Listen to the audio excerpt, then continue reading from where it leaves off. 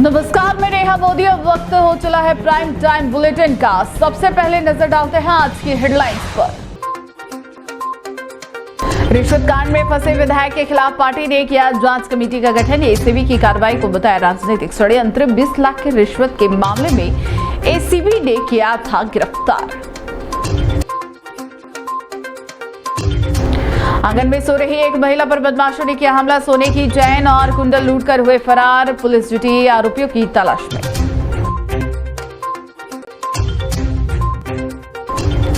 जान जोखिम में डालकर यात्रा करने को मजबूर उदयपुर के ग्रामीण। ओवरलोड वाहनों के खिलाफ कब होगी कार्रवाई? आरटीओ विभाग की निष्क्रियता पर उठे सवाल। अब खबरें विस्तार से।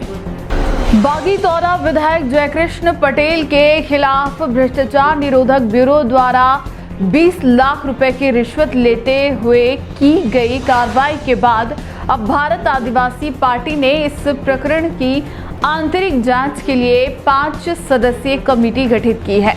पार्टी ने इसे राजनीतिक षड्यंत्र बताते हुए कहा है कि विधायक को झूठे मामले में फंसाया गया है। बीएपी के केंद्रीय अध्यक्ष मोहनलाल रोत ने जांच कमेटी के गठन का लेटर जारी करते हुए कहा कि बागीतौरा विधायक को एक सियासी साजिश के तहत फंसाया गया है। उन्होंने दावा किया कि पार्टी के लगातार बढ़ते जनाधार और प्रभाव से घबराकर इस तरह की कार्रवाई की गई है ताकि पार्टी की छवि को धूमिल किया जा सके। उन्होंने सरकार और जांच एजेंसियों की भूमिका को भी संदेह के घेरे में बताया। जांच कमेटी में राष्ट्रीय सदस्य कांतिलाल रौत, राष्ट्रीय प्रवक्ता डॉक्टर जितेंद्र राजस्थान, प्रदेश अध्यक्ष रमेश चंद्र मेड़ा आसपुर, विधायक उमेश कुमार डामोर और धरियावद विधायक धावरचंद डामोर को शामिल किया गया है।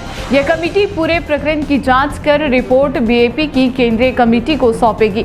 हालांकि जारी लेटर में यह स्पष्ट नहीं किया गया है कि जांच कितने समय से पूरी होगी और रिपोर्ट कब तक सौंपी जाएगी। पार्टी ने कहा कि जांच रिपोर्ट आने के बाद से ही वे इस पूरे मामले में अपने आगे की रणनीति और स्टैंड तय करेंगे। गौरतलब है कि जयकृष्ण पटेल को हाल ही में एसीबी ने जयपुर में 20 लाख रुपए की रिश्वत लेते हुए रंगे हाथों गिरफ्तार किया था और वे फिलहाल हिरासत में है।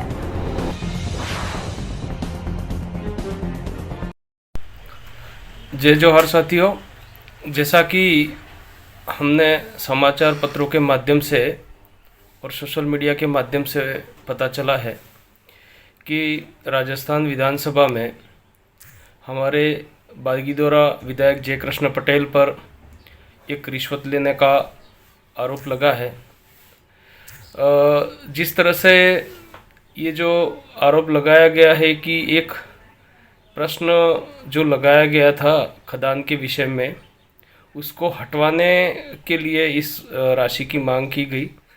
लेकिन उसमें हमने समाचार पत्रों में भी देखा कि ये प्रश्न जुलाई के आसपास लगा था और इसका जवाब भी सरकार ने दे दिया था। सारा मामला स्पष्ट हो गया था, तो प्रश्न उठवाने का प्रश्न ही सवाल ही पैदा नहीं होता है। दूसरा, जो जांच एजेंसियां हैं वो जो बयान दे रही हैं, तरह तरह के हर बार नए बयान दे रही हैं। कभी ये बता रहे हैं कि हमने विधानसभा स्पीकर को ब्रीफ किया था और विधानसभा स्पीकर का बयान आ रहा है कि मुझे इनको गिरफ्तार करने के बाद अवगत कराया। और एसीबी की टीम जो कभी कह रही है कोई पैसे लेके ये भाग गया, वो भाग गया, मतलब तरह तरह के विवाद अपने संदेहास्पद बयान आ रहे हैं, जिसको लेकर आज मैंने पार्टी की तरफ से एक कमेटी का गठन किया गया है। क्योंकि हमें लगता है कि ये बिल्कुल षड्यंत्र के तहत हमारे विधायक को फंसाया गया है। इसमें भारत आदिवासी पार्टी के राष्ट्रीय सदस्य कांतिभाई रौत, राष्ट्रीय प्रवक्ता जितेंद्र जी और हमारे प्रदेश के प्रदेश अध्यक्ष रमेश जी मेड़ा और पार्टी के विधायक उमेश डामोर और थावरचंद डामोर, ये 5 सदस्यीय कमेटी का गठन किया गया है, जो हमें जल्द ही उसकी सच्चाई का पता लगाकर एक रिपोर्ट प्रस्तुत करेगी ताकि पार्टी को आगे क्या किया जाए उस पर हम लोग देखेंगे, सोचेंगे। दूसरी बात, मैं यहाँ हमारे कार्यकर्ताओं को भी कहना चाहता हूँ कि इस तरह के षड्यंत्र इतिहास काल में भी हमारे पुरखों के साथ में हुए। बदनाम कर दो और ख़त्म कर दो की नीतियाँ चली, तो ये जो पार्टी का जनाधार दिन ब दिन बढ़ रहा है, बहुत अल्प समय में हमारी पार्टी ने जो अचीवमेंट हासिल किया, इसको लेकर सारे ये राजनीतिक दल बौखलाए हुए हैं। ये राजनीतिक षड्यंत्र ही है, हमारे विधायक को फंसाने की कोशिश की गई है। तो आप सबसे भी अनुरोध है कि आप किसी के जासों में, किसी की बातों में नहीं आए और बिल्कुल तन मन धन से पार्टी को आगे बढ़ाने के लिए संघर्ष करते रहे। लड़ेंगे, जीतेंगे। जय जोहार, जय आदिवासी। उदयपुर जिले में इन दिनों हाईवे और ग्रामीण मार्गों पर ओवरलोडिंग के बढ़ते मामलों ने एक बार फिर आरटीओ विभाग की कार्यप्रणाली पर सवाल खड़े कर दिए हैं। खासकर उदयपुर गोगुंदा मार्ग पर जीपों में क्षमता से कई गुना अधिक सवारियां बैठाकर यात्रियों की जान जोखिम में डाली जा रही है। स्थिति इतनी गंभीर है कि यात्रियों को न केवल जीप के अंदर ही नहीं बैठाया जा रहा, बल्कि दर्जनों लोग जीप की छत पर बैठकर सफर करने को मजबूर हैं। यह सब खुलेआम हो रहा है, लेकिन आरटीओ विभाग पूरी तरह निष्क्रिय नजर आ रहा है। ना तो चेक पोस्ट पर कोई सख्ती दिखाई दे रही है और ना ही कोई चालान की कार्रवाई की जा रही है। वाहन चालक नियमों की धज्जियां उड़ाते हुए केवल लाभ कमाने में जुटे हैं, जबकि हर रोज एक बड़े हादसे की आशंका बनी रहती है। स्थानीय लोगों का कहना है कि यह स्थिति केवल गोगुंदा मार्ग तक सीमित नहीं है, बल्कि उदयपुर के झाडौल, कोटड़ा, खेरवाड़ा सहित कई क्षेत्रों में ऐसी ही तस्वीरें रोज देखने को मिलती है। लेकिन अब तक ना तो परिवहन विभाग ने कदम उठाए हैं और ना ही पुलिस कोई स्थायी समाधान की दिशा में पहल की है। इस तरह की तस्वीर साफ तौर पर आरटीओ की कार्यशैली पर सवालिया निशान लग रही है।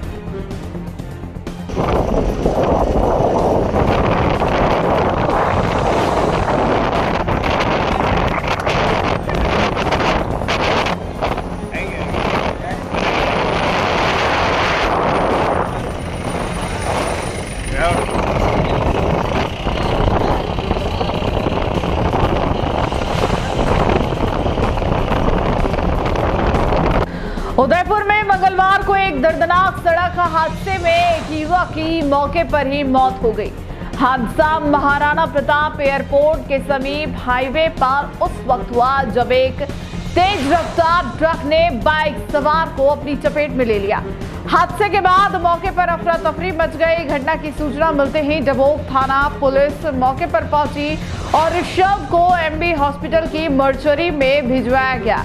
फिलहाल मृतक युवक की पहचान नहीं हो पाई है। पुलिस उसकी शिनाख्त में जुटी है और आसपास के थानों व लोगों से संपर्क कर रही है।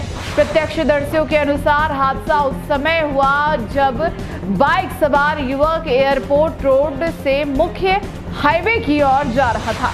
तभी पीछे से आ रहे ट्रक ने उसे टक्कर मार दी, जिससे युवक सड़क पर गिर गया और ट्रक के पहियों के नीचे आ गया। फिलहाल मामले की जांच जारी है।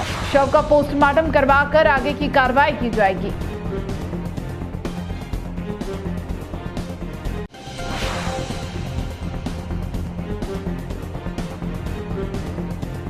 रवानगी की घड़ी थी, आंखों में खुशी के आंसू थे और दिलों में दुआओं की पुकार।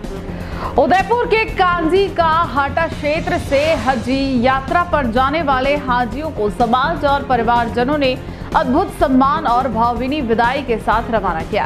1 मई से शुरू हुई हज यात्रा की रवानगी का सिलसिला 8 मई तक चलेगा। इस दौरान राजस्थान के कोने कोने से हज के लिए जाने वाले श्रद्धालु उदयपुर से उड़ान भरेंगे और इसी क्रम में सोमवार को उदयपुर से भी एक जत्था हज के लिए निकला।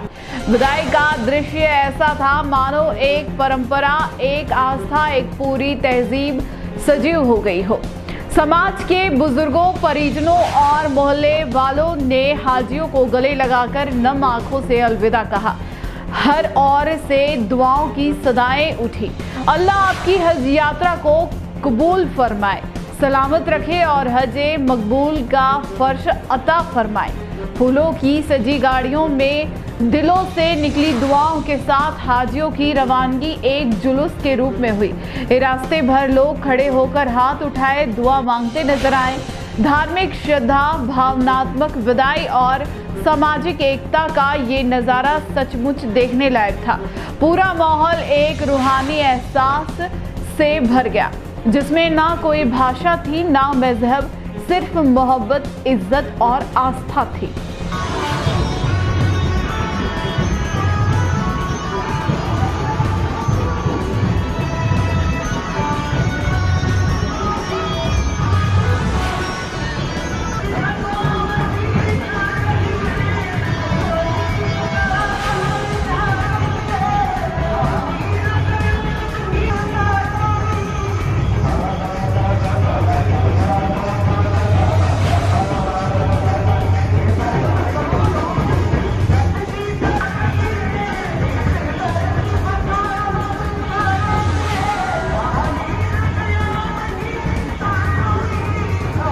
उदयपुर जिले के भिंडर उपखंड में सुमन कुंवर की संदिग्ध मौत के मामले ने तूल पकड़ लिया है। मृतका के परिजनों और करनी सेना के सदस्यों ने सोमवार को उपखंड कार्यालय के बाहर जोरदार प्रदर्शन कर निष्पक्ष जांच और दोषियों को कड़ी सजा देने की मांग की। सुमन कुंवर के भाई शैतान सिंह ने भिंडर थाने में रिपोर्ट दर्ज कराते हुए बताया कि 20 अप्रैल 2018 को सुमन की शादी राजेंद्र सिंह से हुई थी। विवाह के बाद उनके 2 बेटियां हुई, लेकिन कुछ समय बाद ही सुमन के ससुराल पक्ष पति राजेंद्र सिंह, सास और अन्य परिजन उसे मानसिक और शारीरिक रूप से प्रताड़ित करने लगे। बीते 6 महीनों से प्रताड़ना इतनी बढ़ गई थी कि सुमन मानसिक रूप से टूट चुकी थी। 3 अप्रैल को ससुराल पक्ष के हेमराज जहीर ने फोन कर सूचना दी कि सुमन की मौत हो गई है। जब परिजन ससुराल पहुंचे तो देखा कि सुमन की मृत्यु हो चुकी है। परिजनों का आरोप है कि ससुराल वालों की प्रताड़ना से तंग आकर सुमन ने विषाक्त पदार्थ सेवन कर लिया, जिससे उसकी मौत हो गई। इस मामले में परिजनों और करनी सेना ने प्रशासन से सख्त कार्रवाई की मांग करते हुए कहा कि जब तक न्याय नहीं मिलेगा तब तक आंदोलन जारी रहेगा। पुलिस ने मामला दर्ज कर जांच शुरू कर दी है। हत्यारों को फांसी दो, फांसी दो। सुमन के हत्यारों को फांसी दो, फांसी दो। सुमन के हत्यारों को फांसी दो, फांसी दो। सुमन के हत्यारों को फांसी दो, फांसी दो। जैसा कि आज बड़ा दुख का विषय यह है कि हमारे समाज के अंदर निरंतर जिस तरह से हमारी बहन बेटियों को कुछ नीच कुत्तों द्वारा हमारी बहन बेटियों को आए दिन घर में प्रताड़ित कर करके उनको सेल पॉक्स की गोलियां लाके आए दिन हमारी बहन बेटियों को मारा जा रहा है। आज हमारे क्षेत्र के अंदर कानौर भिंडर के बीच में जो डोरकुआ गांव है, उसमें एक आरोपी राजेंद्र सिंह शक्तावत, पिता रतन सिंह शक्तावत, उसके पुत्र ने हमारी बहन के साथ जो अन्याय किया, उसको लेकर हम सभी लोग आज भिंडर थाना पे एकत्रित हुए हैं और बहन सुमन कुंवर को न्याय दिलाकर रहेंगे। आज प्रशासन से हम मांग कर रहे हैं कि हम आपको 2 घंटे का समय दे रहे हैं। जब तक आरोपी को आप गिरफ्तार नहीं करोगे तब तक हम यहाँ से हिलेंगे नहीं। और अगर प्रशासन अगर नाकाम रहता है तो करनी सेना हमेशा अच्छे फैसले करवा चुकी है और करनी सेना नाक में नकल डालकर हम लोग काम करवाने की हैसियत रखते हैं। प्रशासन से पुनः निवेदन है और हमारे समाज के सभी वीरों से निवेदन है कि आए दिन समाज के अंदर इस तरह की घटनाएं हो रही है। हमारे समाज की बहन बेटियों को मारा जा रहा है। अरे बहन बेटियों की कमी है हमारे समाज के अंदर, ऐसे दरिंदे को फांसी देनी चाहिए। और समाज इतना दमदमा रखता है कि खुद फैसला कर सकता है। मेरे समाज के भाइयों से निवेदन है कि आज हम लोग इतनी संख्या में इकट्ठे हुए हैं, इन संख्या से काम नहीं चलेगा। आज का समय है सिर गिनाने की। और बहन बेटियों को जिस तरह से मारा जा रहा है ये हरगिज बर्दाश्त नहीं किया जाएगा। आए दिन ऐसी घटनाएं हो रही है, हम इस पर चुप नहीं बैठेंगे। प्रशासन से मेरा हाथ जोड़कर निवेदन है कि इन आरोपियों को 2 घंटे के अंदर जल्द से जल्द सभी को गिरफ्तार करके जेल में डाले, नहीं तो हम उग्र आंदोलन करेंगे, रोड जाम करेंगे। और अगर आपने समय रहते हमारी मांग को नहीं माना तो हम उस आरोपी के घर पर जाकर हम उसको सजा देने की क्षमता रखते हैं। मैं प्रशासन से पुनः निवेदन करता हूं कि आप लोग जल्द से जल्द इस पर कार्रवाई करें, यही हमारी मांग है। बहन सुमन कुंवर को न्याय चाहिए। आरोपी को फांसी दो, फांसी दो, फांसी दो, फांसी दो, हत्यारों को फांसी दो, फांसी दो, फांसी दो, हत्यारों को फांसी दो, फांसी दो, फांसी दो, हत्यारों को फांसी दो, फांसी दो, फांसी दो, हत्यारों को फांसी दो, फांसी दो, फांसी दो। डूंगरपुर शहर के रतनपुर रोड स्थित सिंटेक्स चौराहे पर मंगलवार को फायर मॉक ड्रिल का आयोजन किया गया। जिला प्रशासन और आपदा प्रबंधन विभाग के संयुक्त तत्वाधान में हुई इस मॉक ड्रिल का उद्देश्य किसी भी संभावित आपातकालीन स्थिति में त्वरित और प्रभावी प्रतिक्रिया सुनिश्चित करना था। इस दौरान मॉक ड्रिल में यह दर्शाया गया कि किसी औद्योगिक या सार्वजनिक स्थल पर आग लगने जैसी दुर्घटना की स्थिति में प्रशासन, पुलिस, चिकित्सा, अग्निशमन और अन्य विभाग कैसे सामंजस्य के साथ कार्य करेंगे। मौके पर सभी विभागों की टीमों ने समयबद्ध तरीके से पहुंचकर राहत और बचाव कार्यों का अभ्यास किया। इस अभ्यास के दौरान जिला कलेक्टर अंकित कुमार सिंह, पुलिस अधीक्षक मोनिका सेन, अतिरिक्त जिला कलेक्टर दिनेश चंद्र धाकड़, अतिरिक्त पुलिस अधीक्षक अशोक मीणा, मुख्य चिकित्सा एवं स्वास्थ्य अधिकारी डॉक्टर अलंकार गुप्ता, विपिन मीणा सहित जिले के सभी संबंधित विभागों के अधिकारी मौजूद रहे। मॉक ड्रिल के माध्यम से न केवल तैयारियों का मूल्यांकन किया गया बल्कि विभागों के बीच तालमेल को भी परखा गया। कलेक्टर ने मौके पर मौजूद अधिकारियों को आवश्यक निर्देश देते हुए कहा कि इस प्रकार की मॉक ड्रिल समय समय पर आयोजित होनी चाहिए ताकि किसी भी आपदा की स्थिति में जान माल का नुकसान न्यूनतम किया जा सके।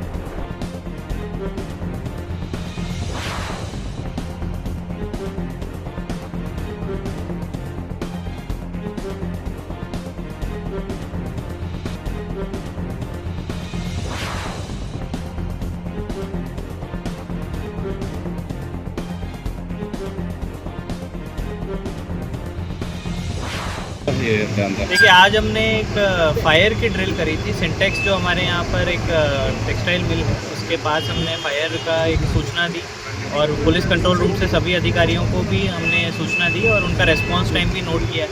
साथ ही साथ हमारे पास जो रेस्पॉन्स के लिए इक्विपमेंट्स अवेलेबल हैं, चाहे वो सिविल डिफेंस के हों चाहे वो पुलिस के हों, उसको भी हमने चेक करवाया है और जो कमी पेशी आई है उसको हम दुरुस्त करेंगे। उदयपुर में सोमवार को शहर में हुई हल्की से मध्यम बारिश ने गर्मी से राहत दी और मौसम को खुशनुमा बना दिया।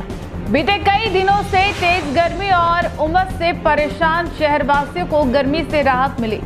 बारिश के बाद तापमान में गिरावट दर्ज की गई और ठंडी हवाओं ने पूरे शहर का माहौल बदल दिया। बारिश का असर सिर्फ शहरवासियों पर ही नहीं बल्कि पर्यटन स्थलों पर भी देखने को मिला। पिछोला झील, फतेह सागर, सज्जनगढ़, सहेलियों की बाड़ी और दूध तलाई जैसे प्रमुख स्थानों पर पर्यटकों की चहल पहल नजर आई। जहां कुछ दिन पहले तक सूरज की तपिश और उमस के कारण ये स्थान वीरान पड़े थे, वहीं अब बारिश के बाद पर्यटक बड़ी संख्या में पहुंचे और मौसम का लुत्फ उठाया। स्थानीय होटल और रेस्टोरेंट संचालकों ने भी बताया कि बारिश के बाद पर्यटकों की संख्या में इजाफा हुआ है, जिससे व्यावसायिक गतिविधियों को भी बल मिला है। वहीं बच्चों और युवाओं में खासा उत्साह देखने को मिला, जो बाइक और कार से शहर के विभिन्न पर्यटन स्थलों पर घूमते नजर आए। मौसम विभाग ने अगले 24 घंटों में हल्की बारिश की संभावना जताई है, जिससे मौसम इसी तरह खुशनुमा बना रह सकता है। बारिश ने जहां गर्मी से राहत दिलाई, वहीं पर्यटन को भी फिर से संजीवनी दे दी।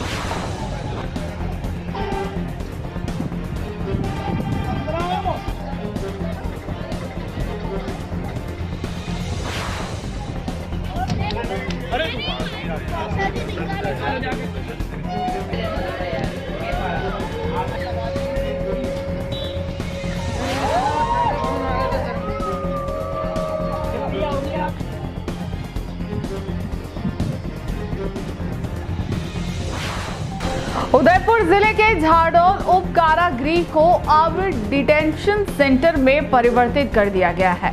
यह कदम गृह मंत्रालय के दिशा निर्देशों के तहत उठाया गया है, जिसके तहत राजस्थान के उदयपुर संभाग के अंतर्गत आने वाले जिलों में पकड़े गए अवैध प्रवासियों को अब इसी सेंटर में अस्थायी रूप से रखा जाएगा। इस निर्णय के तहत झाडोल जेल में पहले से बंद 47 कैदियों को अन्य जेलों में स्थानांतरित कर दिया गया है। उदयपुर रेंज के आईजी राजेश मीणा ने बताया कि डिटेंशन सेंटर में अवैध रूप से देश में रह रहे विदेशी नागरिकों की पहचान और कानूनी प्रक्रिया पूरी की जाएगी। हाल ही में सलुम्बर क्षेत्र से पकड़े गए 27 बांग्लादेशी नागरिकों को इसी सेंटर में शिफ्ट किया जाएगा। ये सभी व्यक्ति स्थानीय खदानों, दुकानों और घरों में काम कर रहे थे और दस्तावेज जांच में इनकी नागरिकता बांग्लादेश की पाई गई। आईजी मीणा ने बताया कि डिटेंशन सेंटर में इन नागरिकों को तब तक रखा जाएगा जब तक उनकी वापसी की प्रक्रिया पूरी नहीं हो जाती। गृह मंत्रालय और बीएसएफ की अनुमति मिलते ही इन्हें पश्चिम बंगाल बॉर्डर पर ले जाकर बीएसएफ के हवाले किया जाएगा, जहां से इन्हें विधिवत रूप से बांग्लादेश भेजा जाएगा।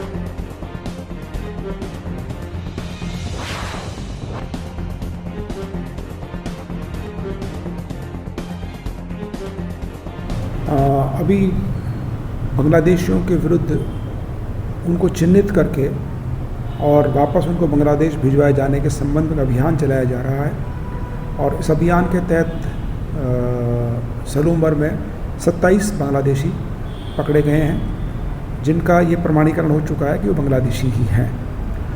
उनको जो भेजने की प्रक्रिया होती है उसमें ये होता है कि उनके बायोमेट्रिक्स लिए जाते हैं, हमारा एक पोर्टल होता है उसमें, और गृह विभाग के आदेश से उनको डिटेंशन सेंटर में रखा जाता है।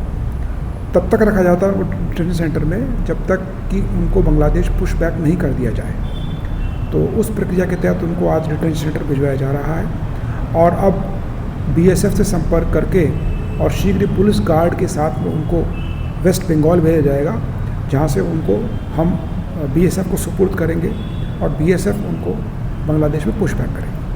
तो झाडोल में नया सेंटर खुला, ये अभी इन दिनों खुला? हाँ, अभी झाडोल में जो सब जेल था वहाँ पर डिटेंशन सेंटर उसको बना दिया गया है और वो डिटेंशन सेंटर उदयपुर संभाग में जो बांग्लादेशी अवैध रहते हुए पाए जाएंगे उनको वहाँ पर जब तक उनका डिपोर्टेशन बांग्लादेश नहीं होता तब तक उनको वहाँ पे रखा जाएगा। वहाँ के जो 47 कैदी थे उनको अलग अलग जेलों में शिफ्ट किया? नहीं, उनको एक ही जेल में, दूसरी जेल में शिफ्ट किया गया है। वो कारागार विभाग के अपने आदेश के अनुसार उनको अपनी इंटरनल व्यवस्था है और उनको दूसरी जगह स्थानांतरित किया गया है।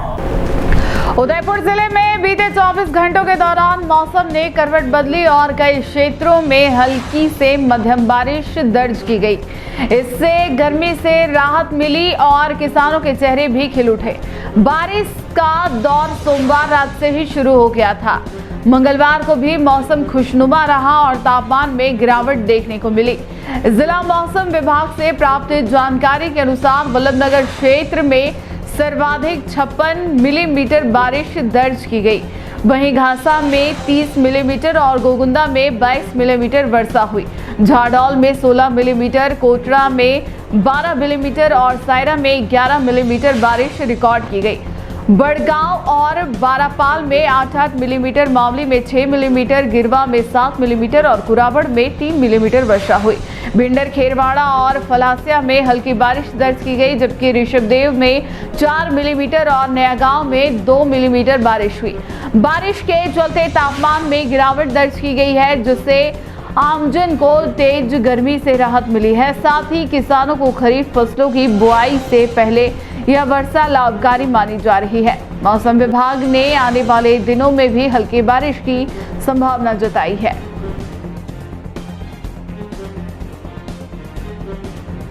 टी न्यूज राजस्थान के बुलेटिन में फिलहाल अब तक के लिए इतना ही। आइए चलते चलते फिर से नजर डालते हैं आज की टॉप हेडलाइंस पर। रिश्वत कांड में फंसे विधायक के खिलाफ पार्टी ने किया जांच कमेटी का गठन। एसीबी की कार्रवाई को बताया राजनीतिक षड्यंत्र। 20 लाख की रिश्वत के मामले में एसीबी ने किया था गिरफ्तार। आंगन में सो रही एक महिला पर बदमाशों ने किया हमला। सोने की चैन और कुंडल लूटकर हुए फरार। पुलिस जुटी आरोपियों की तलाश में।